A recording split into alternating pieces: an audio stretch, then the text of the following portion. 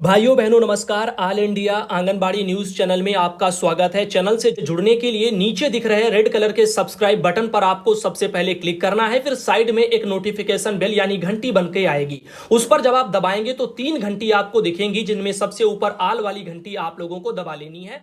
आंगनबाड़ी सेविका सहायिका मिनी बहनों, आज दोपहर की सच्ची खबरों में आप सभी का स्वागत है। भाइयों बहनों, जो भी भाई बहन चैनल से ना जुड़े हों वो अपने चैनल को जरूर सब्सक्राइब कर लें, अपनी बेल को भी आल पर दबा लें। तो सबसे पहले आपकी स्क्रीन पर हम दिखा रहे हैं मुख्यमंत्री उत्तर प्रदेश लोक भवन कार्यालय से जारी 19 जुलाई का एक आदेश, जो कि आप देख रहे हैं। माननीय मुख्यमंत्री जी उत्तर प्रदेश की अध्यक्षता में अभी अभी 18 जुलाई 2022 को आईजीआरएस के संबंध में एक आयोजित समीक्षा बैठक में हुई चर्चा तथा माननीय मुख्यमंत्री जी के दिशा निर्देश। तो आइए देखते हैं उत्तर प्रदेश में अभी 18 जुलाई को जो बैठक हुई है, जिसमें मुख्यमंत्री योगी जी ने क्या क्या जो है वहां पर निर्देश दिए हैं। तो पहला आपके सामने जो निर्देश आ रहा है, ध्यान पूर्वक इस निर्देश को आप सब भाई बहन सुनिएगा, पूरा वीडियो भी देख करके जाइएगा।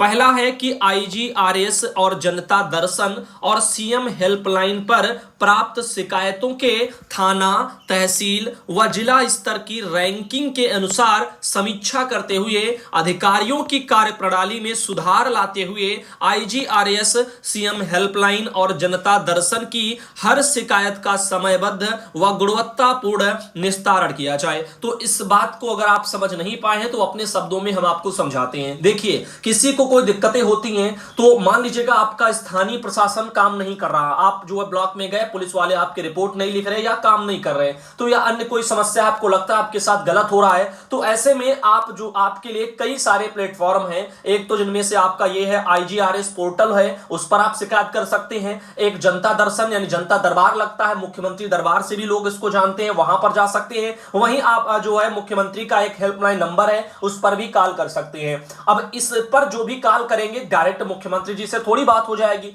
जो भी उसके लिए अधिकारी नियुक्त किए गए हैं इन चीजों में, उनकी कार्यशैली कैसी है, उन तक आने वाली जो है शिकायतें, उनका निस्तारण कैसे होता है, उसकी रैंकिंग क्या है, तो वो सब यहां पर उसका जो है ठीक ठाक से निरीक्षण होगा और समयबद्ध और गुणवत्तापूर्ण तरीके से सभी की समस्याओं का समाधान हो, इसके बारे में उन्होंने ऑर्डर दिया है। बाकी देखिए अगला ऑर्डर क्या है। अगला है कि आम आदमी की संतुष्टि सबसे महत्वपूर्ण है। शासन प्रशासन से जुड़े सभी अधिकारी व कार्मिकों को इसे समझना भी चाहिए। तहसीलों और प्राधिकरणों एवं समस्त कार्यालयों जिनका जनमानस से सीधा जुड़ाव है, वो जो है में हर दिन 1 घंटे की अवधि जन सुनवाई के लिए नियत होनी चाहिए। इस अवधि में अधिकारी जनता से मिले, शिकायतें और समस्याएं सुने और मेरिट पर उनका समय से निस्तारण करें। तो इस तरह से उन्होंने कहा। मेरिट का मतलब कि जो उनके पास तालिका होगी यानी लिस्ट होगी, जिसके अकॉर्डिंग वहां पर किसकी किसकी समस्याएं हैं, उसके अकॉर्डिंग सब जो है सुनते जाएं बराबर।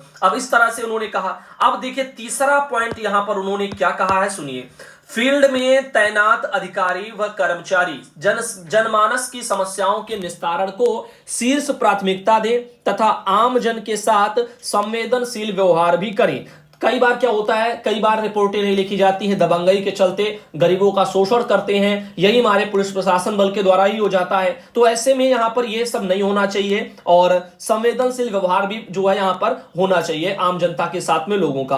अब देखिए यहां पर चौथा उनका पॉइंट है कि प्रत्येक कार्यालय में मूवमेंट रजिस्टर अनिवार्य रूप से रखा जाए, जिसमें कार्यालय से बाहर जाने वाले अधिकारी और कर्मचारी का विवरण भी अंकित रहे। तो देखो, एक तो वो भाई एंट्री वाला रजिस्टर आप इसको बोल सकते हो, एंट्री या एग्जिट दोनों में एक काम आता है, तो इसको मूवमेंट रजिस्टर बोलते हैं, यानी कोई आया कोई गया, इसकी जो है यहां पर जानकारी रखना। ठीक, तो इस तरह से इसकी भी एंट्री हो। साथ ही फील्ड में तैनात जो वरिष्ठ अधिकारी हैं, जैसे कि तहसील वाले, विकास खंड वाले और सर्किल वाले, इनका औचक निरीक्षण करते रहें। विशेष रूप से बेसिक शिक्षा अधिकारी और मुख्य चिकित्सा अधिकारी व जिला विद्यालय निरीक्षक अपने अधीनस्थ कार्यालय के औचक निरीक्षण भी करें।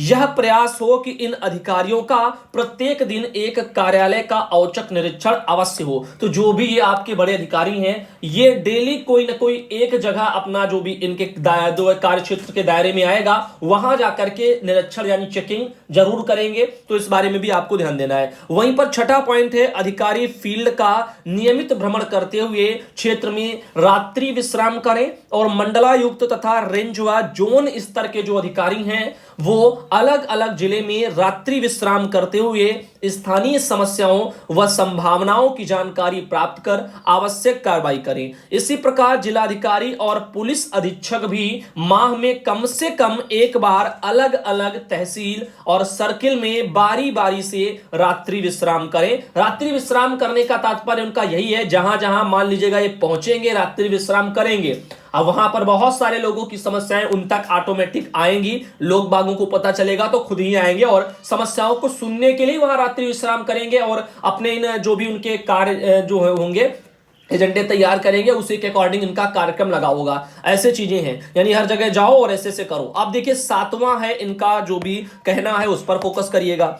त्वरित कार्रवाई और संवाद संपर्क अप्रिय घटनाओं को संभालने में सहायक होते हैं। ऐसे में किसी भी अप्रिय घटना की सूचना पर जिलाधिकारी व पुलिस अधीक्षक अविलंब स्वयं मौके पर पहुंचे तथा संवेदनशील प्रकरणों में वरिष्ठ अधिकारी लीड करके यथा आवश्यकता सभी आवश्यक कदम भी उठाएं। यानी मान लीजिए कहीं पर कोई अप्रिय घटना हो जाती है तो ऐसे में उसको संभालने के लिए वहां पर सीधा जिलाधिकारी और पुलिस अधीक्षक ये बिना देरी के तुरंत स्वयं मौके पर पहुंचे, इसका ऑर्डर है। साथ ही साथ देखिए अगला है, धार्मिक यात्राओं जुलूसों इनमें अस्त्र शस्त्र का प्रदर्शन कदापि नहीं होना चाहिए। जैसे कोई धार्मिक यात्राएं निकलती हैं या फिर कोई जुलूस निकालना होता है तो इनमें अस्त्र शस्त्र का प्रदर्शन बिल्कुल ना हो। कई बार आपने देखा है, वीडियो आते रहते हैं सोशल मीडिया पर। अब आगे बात करते हैं नवा, तो नवा आप देख रहे हैं, फील्ड में तैनात अधिकारी स्थानीय जनप्रतिनिधि इनसे सतत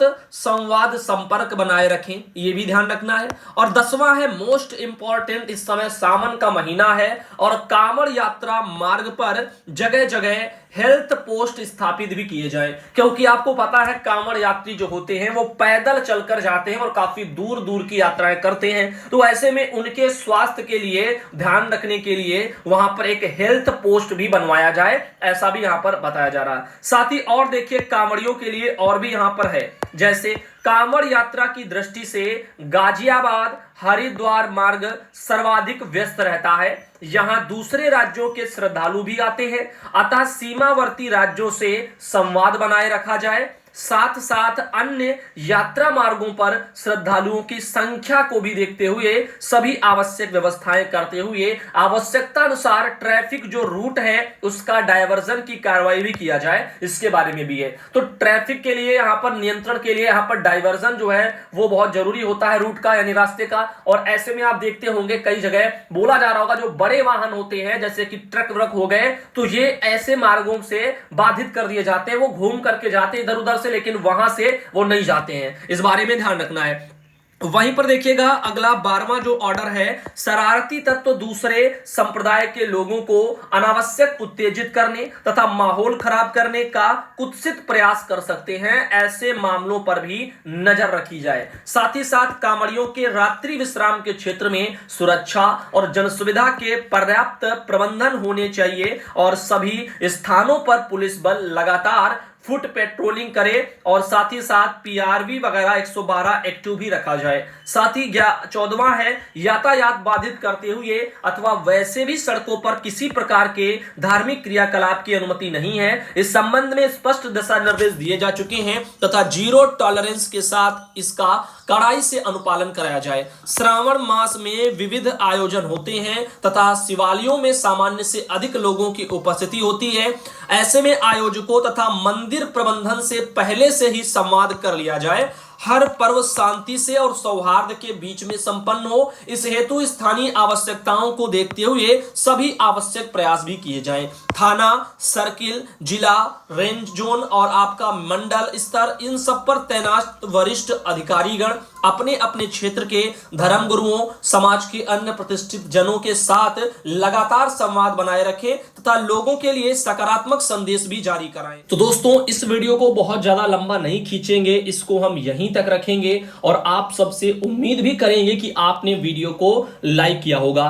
तो चलिए अब हम आपको एक बहुत ही इंपॉर्टेंट जानकारी लास्ट में जाते जाते दे देते हैं कि आप लोगों को अगर हमारे उस वाले सुधांशु पटेल चैनल की लिंक नहीं पता है या चैनल से नहीं जुड़े हैं तो आप इसी डिस्क्रिप्शन बॉक्स में वीडियो में आप चले जाना, नीचे आपको उसमें हमारे चैनल की लिंक दी है, आप उनके जरिए वहां तक पहुंच सकते हैं। अगर वो भी नहीं कर पाते हैं तो सिंपली आप YouTube पर सर्च करिए, यानी सर्च को क्या करना है, सुधांशु पटेल सर्च करिए। स्पेलिंग में आपको लिखे दे रहा हूं, आप जो यहां पर देख सकते हैं SUDHAN और आपका SHU और उसके बाद पटेल PATEL। तो आप इसको सर्च करना, हमारा नाम हमारा चैनल आ जाएगा और हमारी फोटो होगी, आराम से आप उसे सब्सक्राइब कर लेना। एक वीडियो आपको पहले हमने कल ही दे दिया था शाम को और आज हम कोशिश कर रहे हैं जितनी जल्दी हो सकेगा वीडियो और आपको जो है हम दे देंगे। तो उस पर वीडियो आते जाएंगे, जैसे बना पाएंगे वैसे देते जाएंगे, जितनी जल्दी हो सकेगा उतनी जल्दी लाते रहेंगे। बस आप अपना टाइम निकाल लीजिएगा और पढ़ते रहिएगा, देखते रहिएगा, क्वालिटी कम कर लीजिएगा ताकि आपका डेटा बचा रहे और आप ज्यादा ज्यादा चीजों को देख पाए, क्योंकि समय आपके पास नहीं है, ये समझ लीजिएगा। जुलाई आपकी खत्म है और आपका अगस्त शेष रह गया है, क्योंकि सितंबर में ही तो पेपर है, तो महीना बचा है केवल पढ़ने के लिए एक। तो आप अब अपनी कमर कस लीजिए और अच्छे से तैयारी में लग जाइए ताकि कोई भी गलती ना हो आपसे, कोई भी चूक ना हो और आप कम से कम पास हो जाएं। इतना तो यहां पर आप कर ही सकते हैं। अगर देखते रहेंगे बराबर तो कम से कम अब माइनस में तो आप नहीं जाएंगे। पिछली बार क्या हुआ, बहनों बहनों का मैंने माइनस में देखा, काफी लोगों का 0 देखा, किसी का 1, किसी का 2, किसी का 4, किसी का 1 भी पूरा अंक नहीं है, उसमें भी दशमलव में है। अब बताओ, अगर ऐसे ही वीडियो आप देखते रहेंगे तो कुछ ना कुछ तो आपको याद बना ही रहेगा और कुछ ना कुछ आप करके आएंगे ही।